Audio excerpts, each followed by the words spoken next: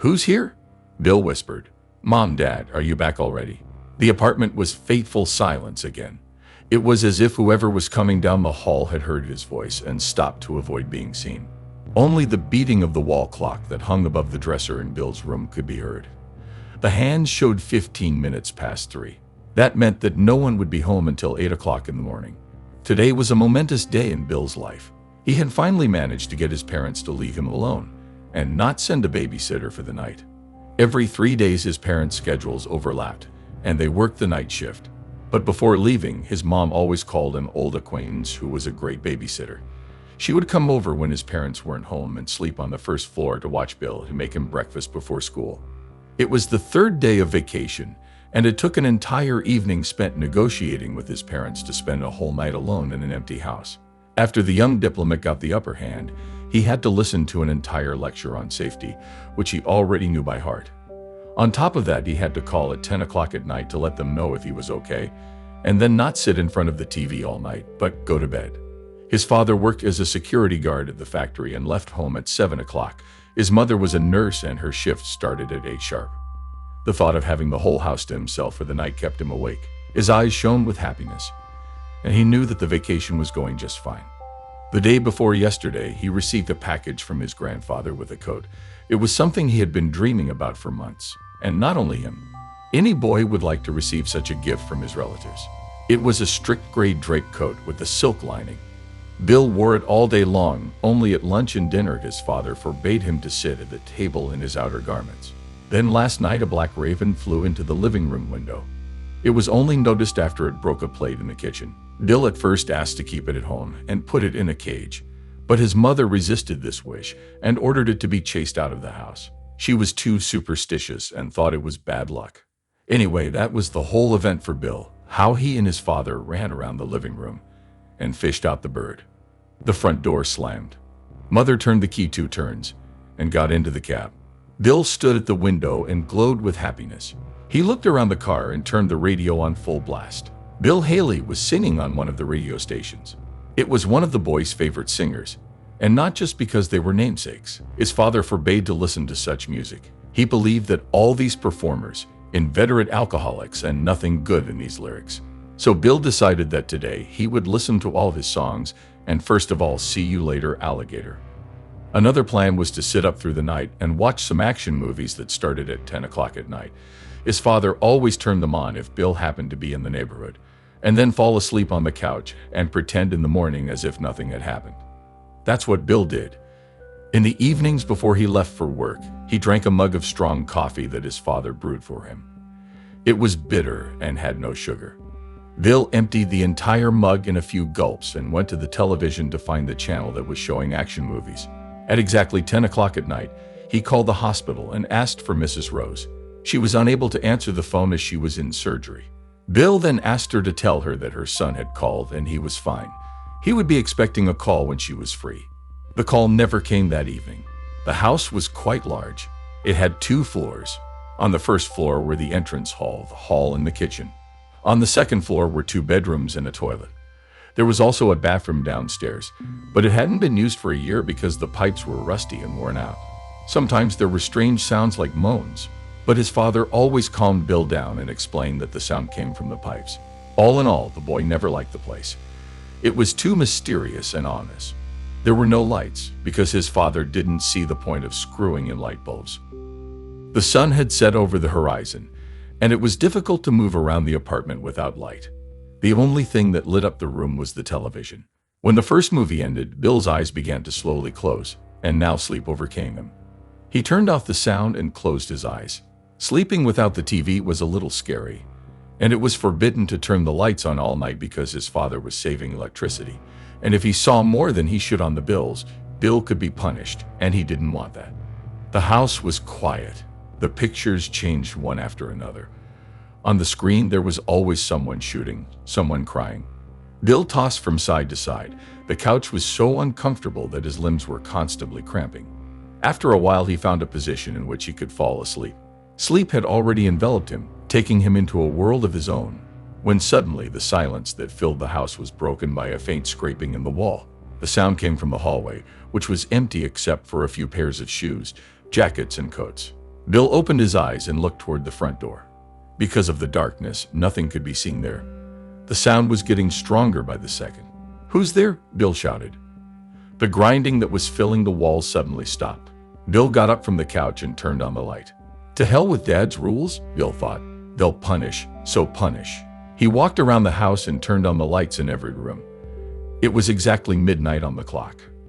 In the back of his mind, Bill was beginning to doubt that staying alone all night was a good idea. The skirmish had blown a hole in Bill's courage and confidence. All the boy wanted now was to go to sleep soon and open his eyes when his parents were home, and the sun peeked through the window. He went up to the second floor and went into the bathroom to wash his face. In the morning, I'll be the hero who spent all night alone. Bill's musings were interrupted by the sound of the TV on the second floor. The radio was now inaudible. The shouting from the TV was drowning out one of the songs. Bill felt uneasy. A small lump formed in his throat that was impossible to swallow. A sudden shiver gripped his whole body. It only took a couple of steps and he found himself in his room, which was practically across the hall from the restroom. Billy silently opened the door and sprinted out into the hallway. The door to his room was closed, but he could see the light from there. He took small steps toward his room. There was no desire to look around. His eyes were fixed solely on the door through which he was to pass. Billy was already in the middle of the hallway when suddenly, with his right ear, he heard a creak on the stairs. Someone was climbing the first step. With his side vision, he saw no one. But then the sound came again. Someone was slowly climbing up the stairs. At that moment, Bill's legs seemed to give up on him. They turned into something cotton-like. Now Bill knew for sure that he was not alone in the house. Gathering all his strength and ignoring the shivering, he ducked into the room and closed the door. Leaning his ear against the wall, he listened to the footsteps that were slowly ascending to the second floor. His heart was pounding so hard that it was ready to jump out at any second. At this moment, it seemed that he could be figured out just by the pounding of his heart. Someone stopped in the middle of the stairs. There were no footsteps in either direction. Bill didn't even notice the television turned off, only the radio in the kitchen playing a slightly noticeable Billy Haley tune. It was as if someone had decided to wait and listen to where Bill was hiding.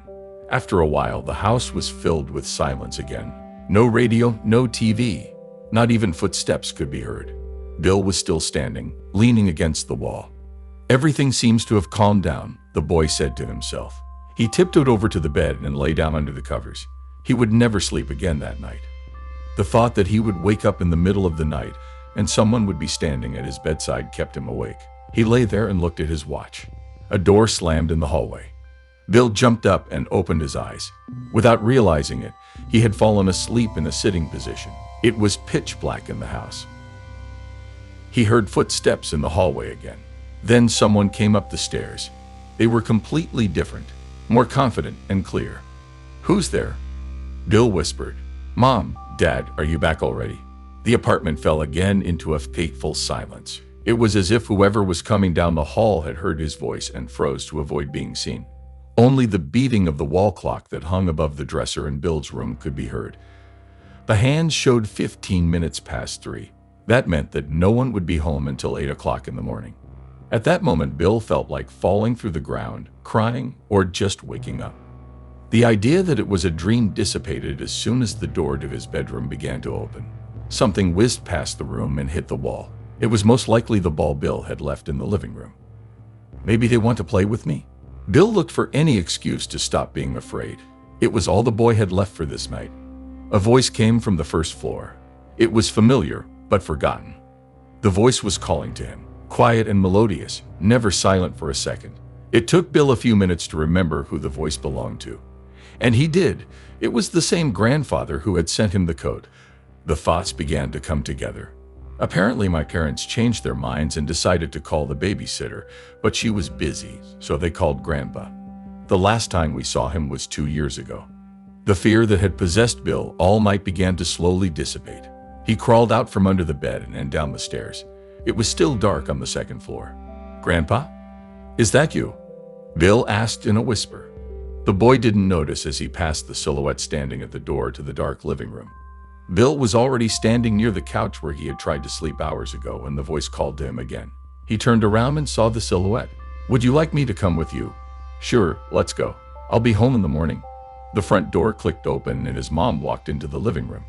There were tears in her eyes and her hands were still shaking from the experience of the day before. She walked through the kitchen into the living room. Her son's coat and shoes were not in the house. Only on the table was a small scrap of paper written in pencil. "Mom, Dad, don't worry. I'm with Grandpa. Thank you for calling him. I haven't seen him in a long time and he called me over to his place. I'll be back soon." The mother's heart froze. Her hands became cold and wouldn't obey her. She couldn't put that piece of paper down. She read every word and tried to understand how this could have happened. Her father returned a little later and found his wife in the same position. "What happened?" In utter bewilderment, her father tried to find out. "And what is that paper in your hands?" "It's a note from Bill. He says he's at Grandpa's," she whispered through her tears. "Is that bad?" He couldn't understand why she was crying and couldn't call her father. "My father died in the operating room 4 hours ago. I was there." The room was silent. The only thing that could be heard on the radio was the faint singing of Bill Haley.